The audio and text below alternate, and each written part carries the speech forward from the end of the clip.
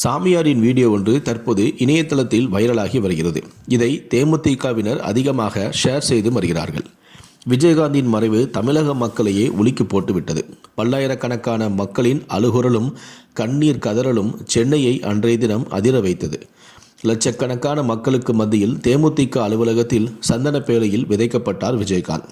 அன்று முதல் இன்று வரை அவரது நினைவிடத்திற்கு பிரபலங்களும் தொண்டர்களும் பொதுமக்களும் சென்று அஞ்சலி செலுத்தபடியே உள்ளனர். அந்த சமாதியில் நின்று பலரும் கதறி கதறி அழுதுவிட்டும் செல்கிறார்கள். சிலர் அப்படியே பித்து பிடித்தவர் போல அமைதியாக உறைந்து உட்கார்ந்து விடுகிறார்கள்.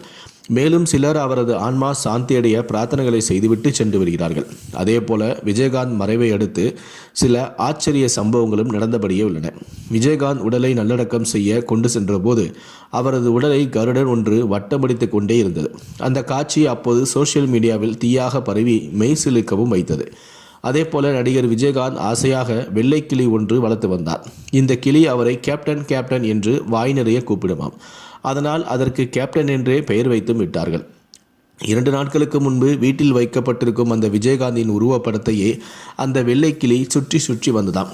பிறகு திடீரென படத்தின் முன்பு உட்கார்ந்து அங்கிருந்த அனைவரையுமே கண்கலங்கவும் செய்ததாம்.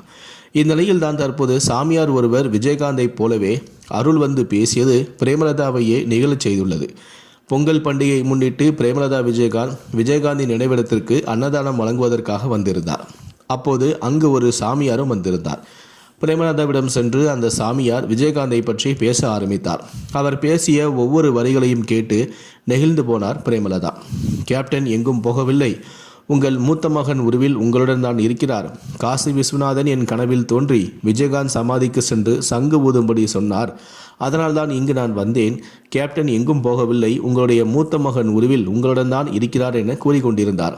ஆனால் திடீரென சாமியார் இப்படி பேசி கொண்டிருந்த போது அவருக்கு திடீரென அருள் வந்தது போல விஜயகாந்த் குரலிலேயே பேச ஆரம்பித்து விட்டார். என்னை பற்றி உனக்கு தெரியும்ல, இந்த ஏழை எளிய மக்களை விட்டு நான் எங்கே போக போகிறேன்?